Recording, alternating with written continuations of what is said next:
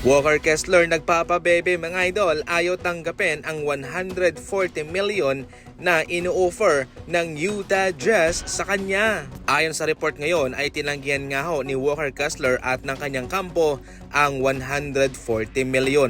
Dahil sa kanilang paniniwala ay mataas pa itong value ni Walker Kessler at mas mataas na numero ang kanilang gusto. Pero kung atin nga hong ikukumpara sa kanyang rookie season, siya'y sumasahod ng 4.8 million bawat taon sa kanyang 4 na taon worth 13 million. So basically from 13 million ngayon 140 million. Grabe yung itinaas ha. At yung kanyang sasahurin kung noon ay nasa 3 to 4 million per season, ngayon 28 million bawat taon. So napakataas po, triniple, sobra pa ang nilaki ng kanyang kontrata. Pero ayaw niya. Ngayon kung atin pong titingnan sa kanyang numero ay nasa 14 points, 10 rebounds, 3 assists lamang ang kanyang ina-average. So far double-double okay po yan.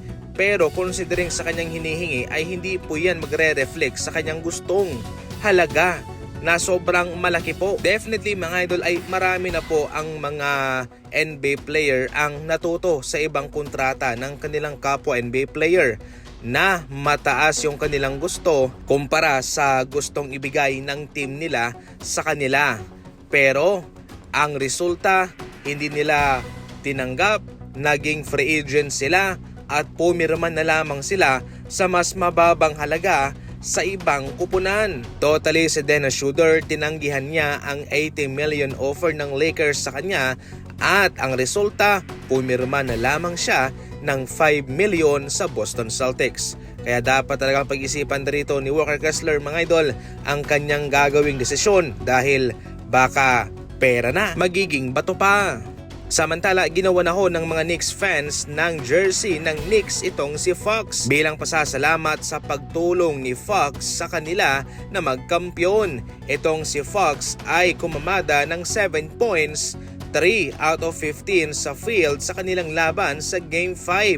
At sa pangkabuuan sa finals, siya ay nag-a-average ng 12 points lamang at mayroong shooting na 20% sa 3-point line. So basically malaking tulong itong pag-struggle ni Fox sa pagkampiyon ng Knicks. Kaya bilang ganti ay heto na, ginawa na ho ng mga Knicks fans itong si Fox ng Knicks jersey. Hindi naman maintindihan ng mga NBA fans ang pag-unfollow nitong si Fox sa kanyang sariling kupunan na despite sa kanyang mababang kontribusyon ay meron pa siyang ganang mag-unfollow. Siya pa ang galit sa kanyang kupunan. Sa kabilang banda ay nananatiling profesional ang Spurs at sinabi pa nga nila na itong si Fox ay magiging point guard pa rin nila sa susunod na season.